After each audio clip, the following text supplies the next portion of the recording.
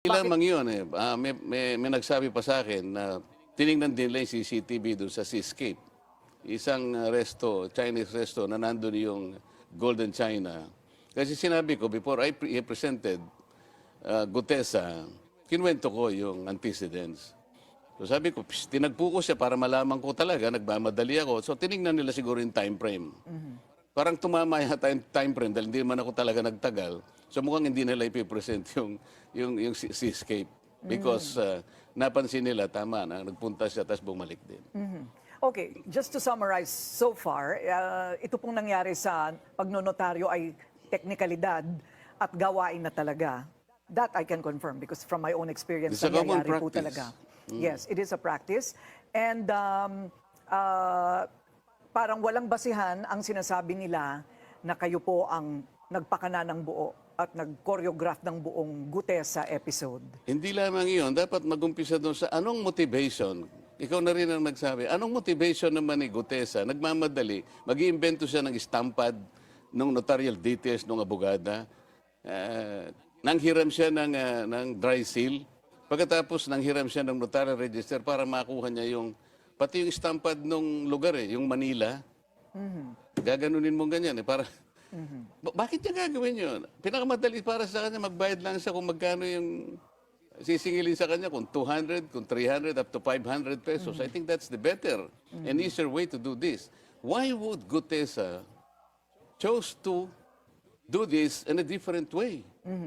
What about money? Sasabihin ng ibang tao, baka nakatanggap ng mana from heaven. Sino magbibigay? Mas marami ba akong may bibigay kaysa bibigyan ng mga taong binanggit niya doon sa kanyang affidavit? Mali-maleta. Not necessarily from you, Senator.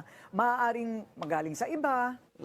At, siguro pinag-iisipan nila baka nanggaling sa... Ano na lang ang may bibigay ng isang Rodante Marcoleta kung kukumpara doon sa mga taong binanggit niya na mali-maleta na halos 3 araw sa isang linggo ang sinasabi niyang delivery.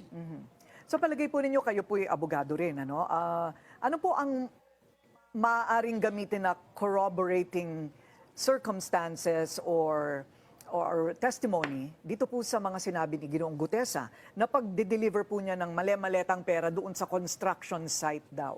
Ang unang makapagpapatunan niyan, tawagin nila yung 2 lalaki na binabanggit niya doon. Ang pangalan ay John Paul Estrada at saka Mark Tiksay. Sila daw ang nag-aabot, nag-handle pagka i-deliver na yung pera doon sa Valle Verde at bibilangin doon. Pagkatapos sa Valle Verde, dadalhin doon sa may horizon sa BGC. Sa Hyatt yata yun.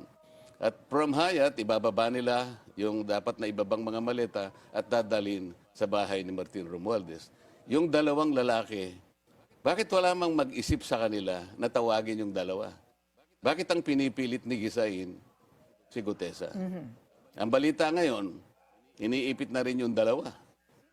Nasaan nga po ba itong dalawang ito? Tinago raw yung 2. Ang balita, itong 2, hindi ko alam kung yung Mark Tiksay kung nasaan, pero yung John Paul Estrada, nandun daw sa Chile at binabantayan. Saan po? Chile. Chile. Yan ang huling balita. Chile, why?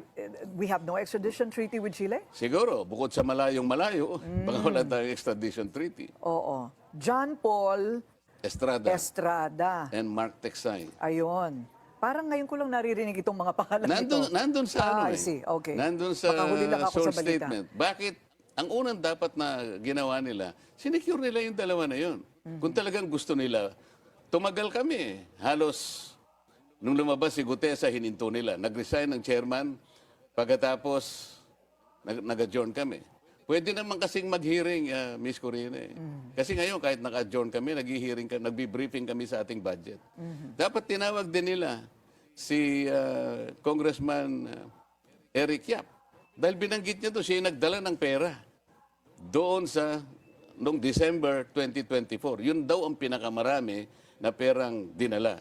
Sapagkat 46 na maleta, suitcases, na Rimowa, yung makakapal. Kaya ang bawat isang maleta ay naglalaman ng 48 million. Bakit hindi man lang nila tinawag si Eric Yap? Binanggit. ang pinipilit nilang bigyan ng butas yung statement Na hindi na wala tamang- namang motivation para mameki pa si Gutesa. Why not just follow that lead? Oh, at Instead- pagkatapos naging academic din yung Miss Corina sapagkat alam mo naman nung tagpo na siya ay humarap na at sumumpa na rin sa committee. And he allowed himself to be interpellated by the members. Maski si Senator Ping, sinabi niya, wala naman kanyang, hindi naman nabaliwala kanya yung testi. Pala, bakit pa tayo pumupunta dun sa Notary Public? Kinasangkapan nila yung executive judge ng RTC ng Manila para gumawa ng order na yung pirma ay talagang hindi pirma ng abogada. Why would it be a problem to remedy that? Can't he just redo the affidavit and do the notary the Hindi proper ba? way? Hindi Pwede ba? naman po yun, di ba? Mabuti ka pa. Alam mo yung gagawin mo. Hindi, mas lalong alam nila yung gagawin nila. Ako ayaw ko nga i-suggest sa kanila. Okay. Kasi dapat naisip nila yun. Any ordinary human being could have thought of that. Okay.